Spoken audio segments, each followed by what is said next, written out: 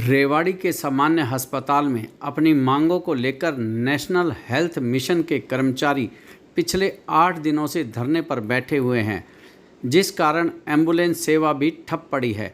कर्मचारियों ने सरकार को सद्बुद्धि देने के लिए भगवान से प्रार्थना करते हुए हवन यज्ञ भी किया। कर्मचारियों ने हरियाणा सरकार के खिलाफ हरियाणवी भाषा में एक जलेबी 2 लाडू, सीएम मर गया कित गाडू, एचएम मर गया हाय हाय के नारे लगाए। आइए हम आपको सुनवाते हैं इनकी क्या मांगे हैं।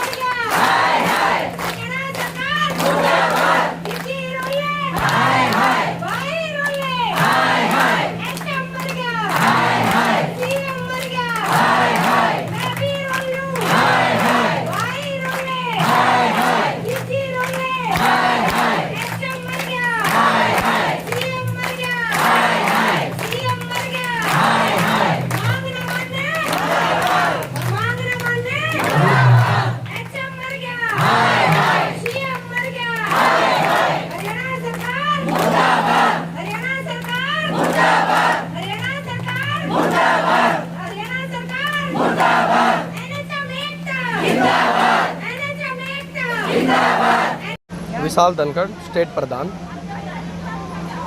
क्या मांगे हैं और क्यों कब से धरने पर बैठे हैं? देखिए, आज हमारा धरने का 8वां दिन है और हमारी जो मांग है कि एनएचएम के जो कर्मचारी हैं 27 साल से काम पे हैं, लेकिन हमारी जो मांगे वो बार बार हम अपनी मांग मंगवाने की कोशिश कर रहे हैं। बार बार हम डीसी महोदय से भी ज्ञापन दिया है और ऊपर पंचकुला तक भी हमारी कई बार मीटिंग हो चुकी है, लेकिन हमारी आज तक कोई भी मांगे नहीं मानी गई है। और हमारी जो मांगे हैं कि भाई एनएचएम को जो 27 साल से कर्मचारी कार्य करते हैं उनको नियमित किया जाए। और एक जो सीएम मनोहर लाल खट्टर ने 3 साल पहले जो 7 पे कमीशन की घोषणा की थी वो आज तक हमें नहीं मिला है।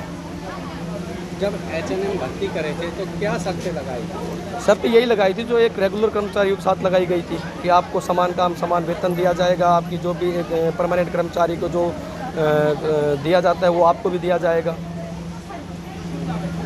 आपकी यूनिट ने कहाँ तक बात पहुँचाई, कितनी आपकी बात सुनी जा रही है? देखो, हमारी अब फ़िलहाल 30 तारीख को एमडी महोदय के साथ मीटिंग हुई थी, तो उसमें हमारी काफ़ी देर तक मीटिंग चली थी, लेकिन हमारी कोई भी बातों पर सहमति नहीं बनी पाई, क्योंकि उन्होंने कहा कि भाई आप स्ट्राइक को हटा लो, हम आपकी बातें मान लेंगे। तो हमने कहा कि आप लिखित में दे दो, हम स्ट्राइक हटा लेंगे, लेकिन उन पर हमारी सहमति नहीं बनी।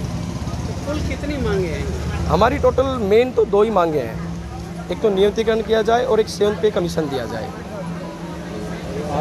मैं डॉक्टर राजीव, मैं होम्योपैथिक फिजिशियन ही हूँ और आयुष के तहत यहाँ लगा हुआ हूँ। मुझे आज 15 साल हो गए हैं और हम सरकार के नुमाइंदे हैं और हम बहुत ही बेहतरीन और अच्छी से अच्छी और जितनी हमसे बन पड़ती है उतनी सेवाएं हम 15 साल से कर रहे हैं। लेकिन हमारी बस सरकार से यही गुजारिश है कि हम इस उम्र दराज पे जहाँ हम अब सरकारी नौकरी और भी कहीं के काबिल नहीं हैं, तो जैसे राजस्थान में, हिमाचल प्रदेश में सभी जगह सभी नियमित कर दिए गए हैं। तो हमारी उस सरकार से हाथ जोड़ के गुजारिश है कि हमें भी इस उम्र पे नियमित करें, ताकि हम अपने सम्मान भरी ज़िंदगी अपने समाज में रह सकें और जो सेवाएं हम यहाँ दे रहे हैं बेहतरीन से बेहतरीन, जैसे करोला कांड में या नियमित टीकाकरण या सभी तरह के हम कार्य सरकार के नुमाइंदे बन के कर रहे हैं। तो हमारे सरकार उस चीज़ों को ध्यान दे और हमारी सेवाओं को प्राथमिकता देते हुए हमें नियमितकरण के आशीर्वाद हमें प्रदान करें।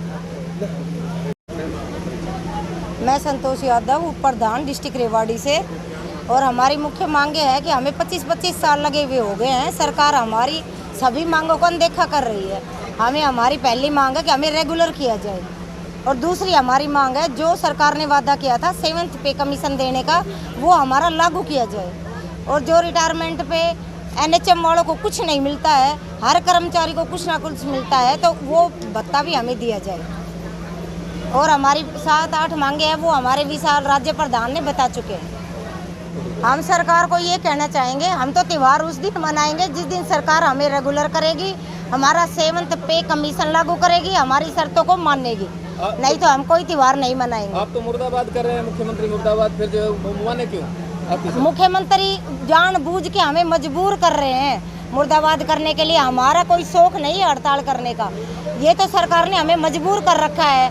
हमारी बार बार मांगों पर आश्वासन देती है और उनको लागू नहीं कर रही है। कितने सालों से सेवाएं दे रहे हैं? 25 साल से सेवाएं दे रहे हैं। हमारे NHM के कर्मचारियों ने, जहाँ सारे जन सेवा अपने घरों में थे, सभी कर्मचारी NHM वाले अगर पंक्ति में होकर जो देश की सेवा की है कोरोना काल में, वो तो सरकार को दिखाई नहीं दे रहा है। और अब हम हड़ताल पे बैठ गए तो सरकार को दिखाई देगा, सरकार को, बल्कि हमें तो उस टाइम जो वादा किया था 7th पे कमीशन देने का, वो सरकार ने लागू करना चाहिए। ये जो हवन यज्ञ किया जा रहा है, इसके बारे में ये सरकार की सद्बुद्धि के लिए हवन यज्ञ करवा रहे हैं कि सरकार को सद्बुद्धि आए और NHM कर्मचारियों की मांगों को पूरा करे। विधानसभा चुनाव भी आना है सिर पे। हाँ, ये तो सरकार को सोचना चाहिए कि विधानसभा चुनाव आ रहे हैं। हमने पहले सरकार का बढ़ चढ़ के अपने प्यारे रिश्तेदारों से BJP को वोट दिलवाए थे कि सरकार हमारी मांगों पे कुछ सहमति करेगी, लेकिन सरकार हमें बार बार अनदेखा कर रही है। तो आंदोलन कर रहे हैं, और यदि निर्णय आपके पक्ष का नहीं होता तो अगला कदम क्या होगा? अगला कदम हमारा यही होगा, अगर सरकार हमारे पक्ष में निर्णय नहीं करेगी तो ये हड़ताल अनिश्चितकालीन हड़ताल में बदल जाएगी। हुई है। कहीं ना कहीं इस हवन के द्वारा आज शिवरात्रि के पर्व पे हम सरकार को जगाना चाहते हैं कि क्या इस हवन के माध्यम से सरकार को सद्बुद्धि आए और सरकार सोई हुई जाग जाए। लगातार बैठे हैं, 8 दिन हो गए, आज कब तक बैठेंगे? लोग परेशान हैं जी, जब तक सरकार हमारी मांग हमें लिखित में मांग के नहीं दे देती है, क्योंकि कहीं ना कहीं कर्मचारियों को पहले भी एक आश्वासन मिलता रहा है। हमने पहले भी काफ़ी बार हड़तालें की थी, जिस वजह से हमें बाईलॉज भी मिले थे, लेकिन आज हमारे बाईलॉज के ऊपर भी दिक्कत लाई गई है। कहा गया कि सर्विस बाईलॉज को फ्रीज कर दिया जाएगा, जिस कारण से हमने अपनी हड़ताल को अग्रिम रूप के लिए खड़ा कर दिया है। लेकिन अगर हमारी मांगें लिखित में नहीं मानी जाती है तो हम अपनी हड़ताल को कंटिन्यू रखेंगे। पंडित जी, काफ़ी दिन से आप हड़ताल पे बैठे हो और एम्बुलेंस नहीं चल पा रही है, तो उससे लोगों को परेशानी हो रही है, क्या कहेंगे? जी बिल्कुल हो रही है। एम्बुलेंस की वजह से बहुत ज़्यादा परेशानियां हो रही है। एम्बुलेंस का एक स्वास्थ्य विभाग में बहुत अहम पार्ट होता है। आप मान सकते हैं कि किसी भी तरह के सड़क हादसे में या किसी भी तरह की इमरजेंसी के लिए एक एम्बुलेंस ही बहुत अहम गाड़ी होती है एक स्वास्थ्य विभाग के लिए, जो कि रोड से या किसी भी तरह की इमरजेंसी को हॉस्पिटल तक लेके आती है। लेकिन आज एम्बुलेंस की ना होने की वजह से EMTO के हड़ताल में बैठने के कारण आपकी स्वास्थ्य सेवाएँ चरमराई हुई है। पब्लिक को बहुत ही बड़ी परेशानी आ रही है। डिलीवरी बैक होम में भी बड़ी परेशानी आती है। जो सरकार ने फ्री सुविधा दे रखी है एम्बुलेंस को, आज वो मुहिम एक जो चली हुई थी वो कहीं ना कहीं एक आम जनता उससे वंचित है। कितनी एम्बुलेंस बंद है? अभी हमारी पूरे 22 जिलों में समस्त एम्बुलेंस बंद है। रेवाड़ी जिले में हमारे पास 37 एम्बुलेंस है जो कि बंद है। मात्र आपके कौशल निगम का अगर 1 या 2 ड्राइवर जो लगाए हुए हैं वो गाड़ी जरूर चला पा रहे हैं, लेकिन मुझे नहीं लगता कि NHM का जो 85% डिपार्टमेंट है जो एम्बुलेंस को संभाल रहा है, उसकी वजह से कहीं ना कहीं स्वास्थ्य सेवा में बहुत दिक्कत आ रही है।